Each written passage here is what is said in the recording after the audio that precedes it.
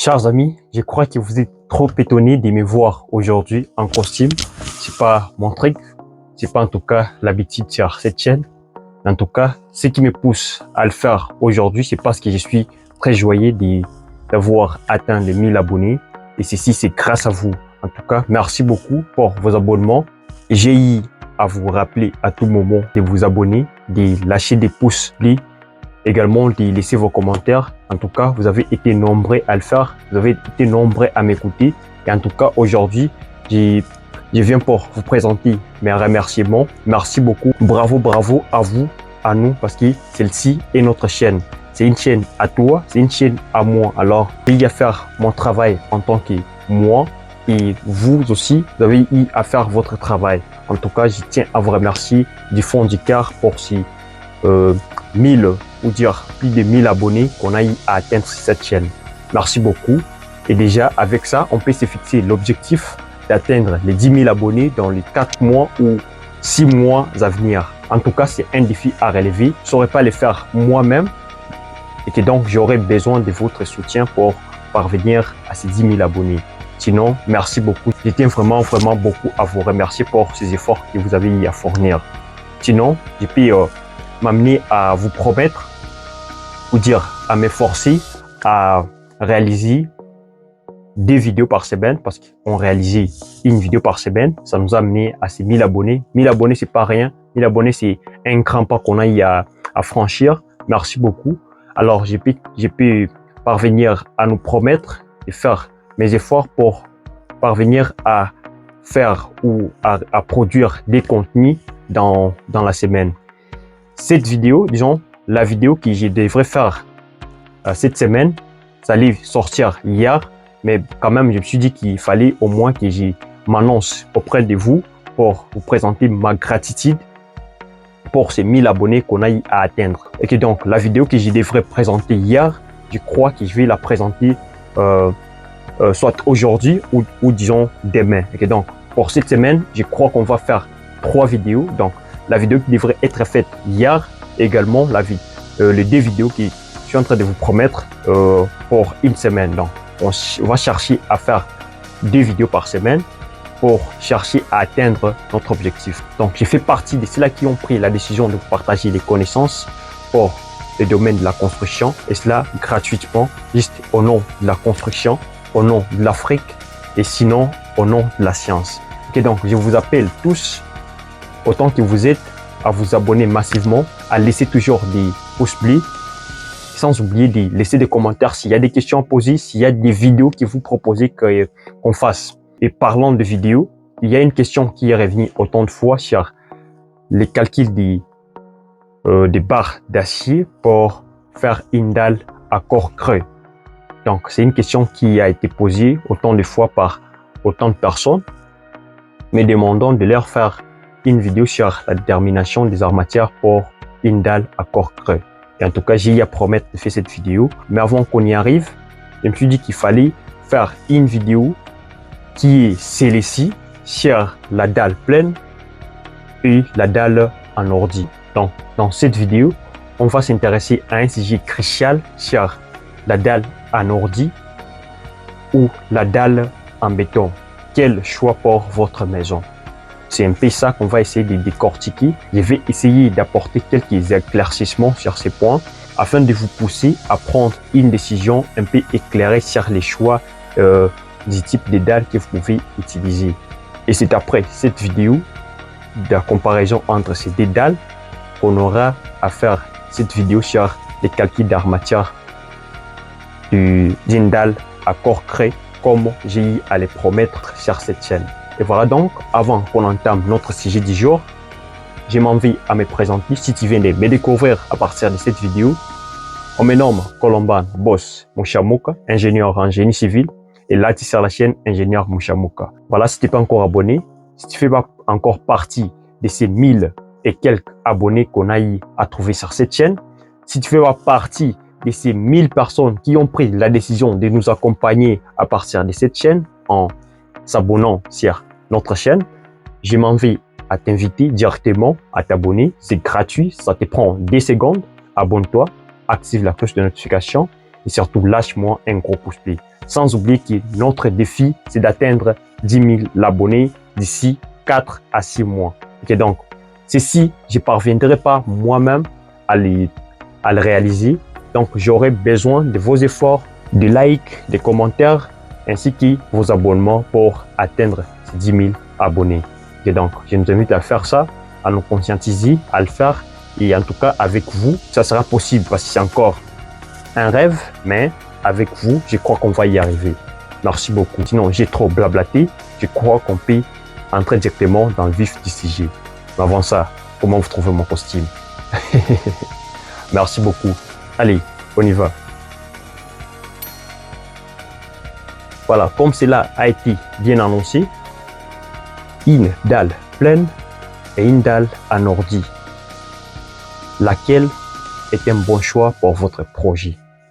Donc, à partir de cette vidéo, on va essayer de mettre quelques idées, partager quelques connaissances sur ces deux types de dalles et essayer de comparer afin de voir ou te pousser à prendre une décision éclairée sur les choix d'une telle ou telle autre dalle.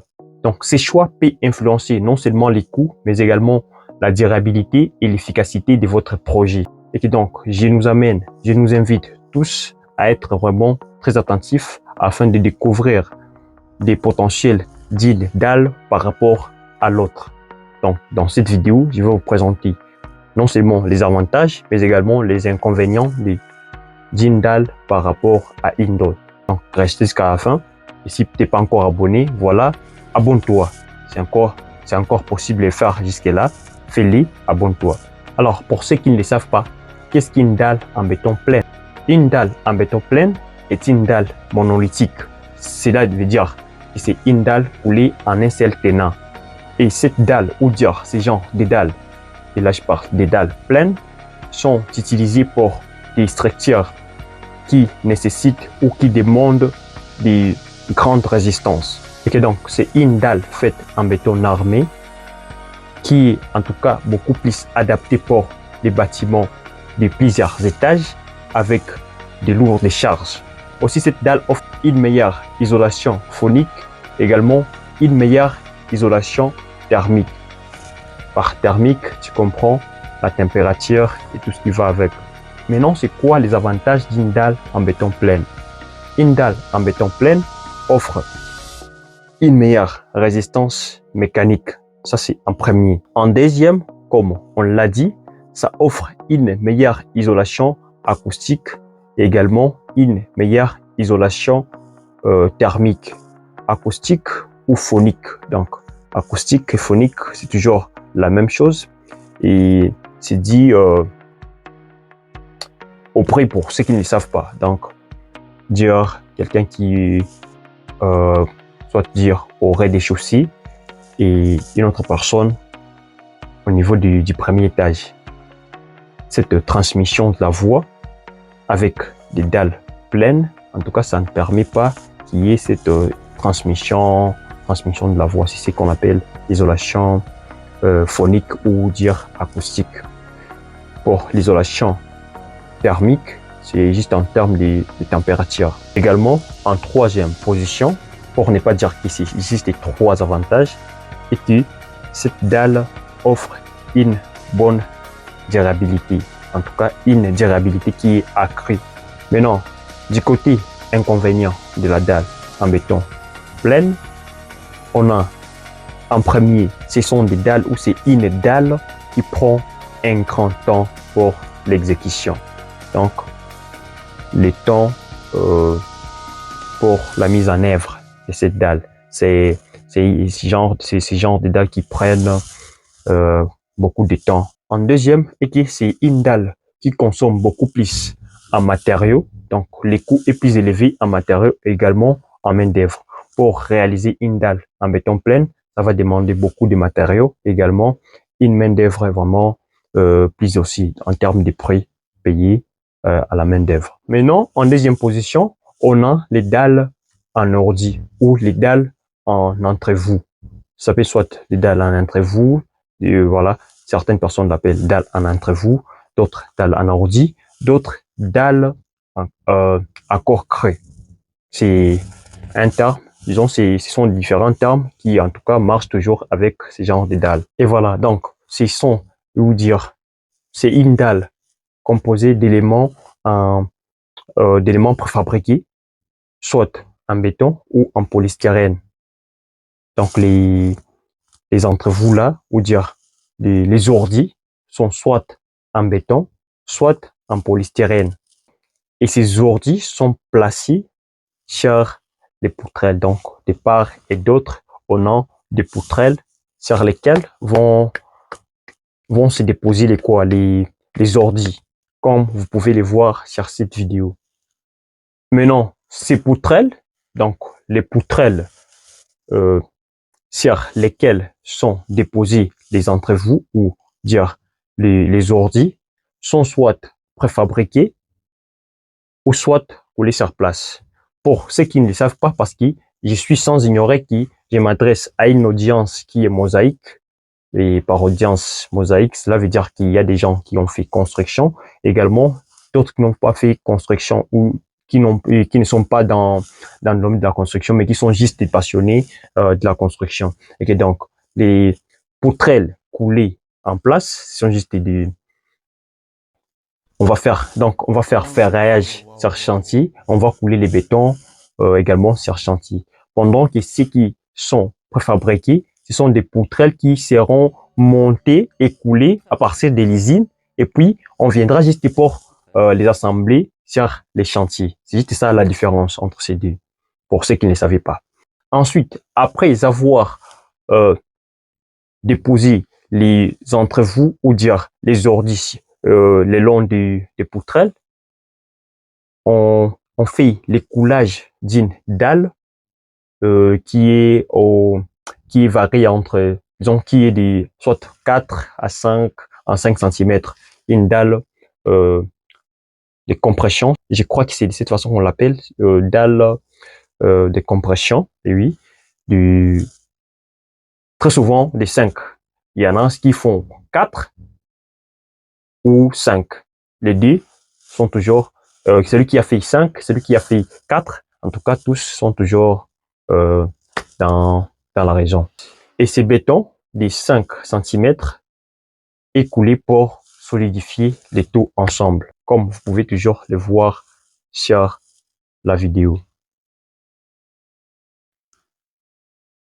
Ce système d'utiliser les entrevous et également un béton permet juste d'économiser en termes de matériaux, donc d'être beaucoup plus économique en termes de matériaux tout en gardant la structure robuste.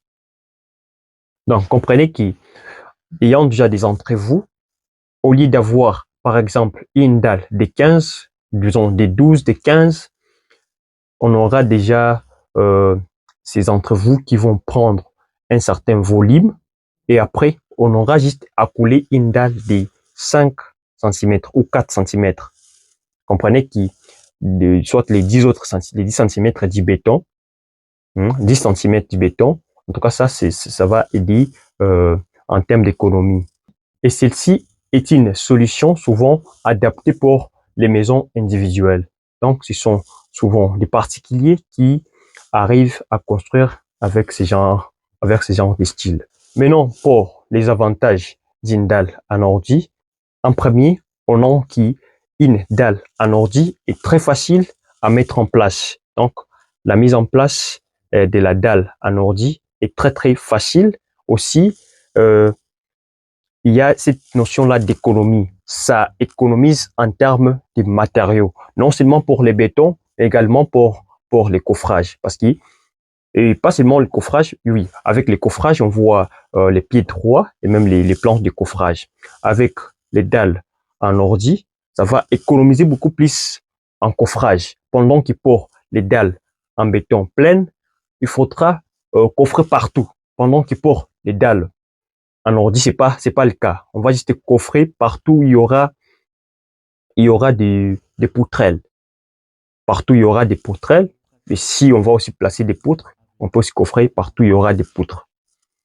Et donc, cette dalle joue grand avantage d'économiser en termes de matériaux de construction. Et c'est même qui fait le deuxième avantage qui est l'économie en la réduction du béton à utiliser.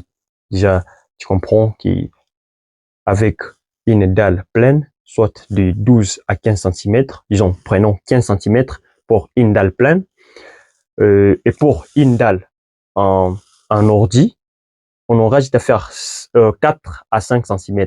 Comprenez qu'on aura économisé les 10 autres centimètres sur les 15. Et tous ces volumes-là, c'est une économie en termes de béton. Si les ordis sont en polystyrène, ça donne encore une grande isolation thermique. Bon, comparément à des ordis en béton. Donc, cela constitue directement le troisième avantage pour les dalles en ordi. Pour ne pas dire que c'est juste les trois avantages pour ces genres de dalles. Maintenant, du côté inconvénient, la dalle en ordi offre une isolation thermique qui est en tout cas très moindre pour être véridique. Ça offre une isolation thermique qui est en tout cas amoindrie. Et également, sa faible résistance, donc ça ne résiste pas trop sur les bâtiments avec beaucoup d'étages ou avec beaucoup de charges appliquées sur ces genres d'étages. Donc, ce sont des bâtiments beaucoup plus adaptés pour, disons plutôt, ce sont des dalles beaucoup plus adaptées sur les bâtiments individuels, des bâtiments de particuliers. Un bâtiment de R+D, R+3, en tout cas, avec ça, tu peux utiliser une dalle, tu peux utiliser une dalle en ordi, et en tout cas, tout ira bien. En tout cas, c'est une bonne solution pour les bâtiments africains, parce que beaucoup de bâtiments africains sont, en tout cas, à usage individuel. Ce sont des particuliers qui arrivent à construire beaucoup de bâtiments quoi. Mais ailleurs, ce sont des gratte-ciels qui se construisent. Là, on peut adopter des bâtiments. Là, on peut adopter plutôt des dalles en béton plein. En troisième, et ce sont des dalles qui, en tout cas, sont moins adaptées sur les bâtiments avec des grandes portées. Par portée, on voit la distance.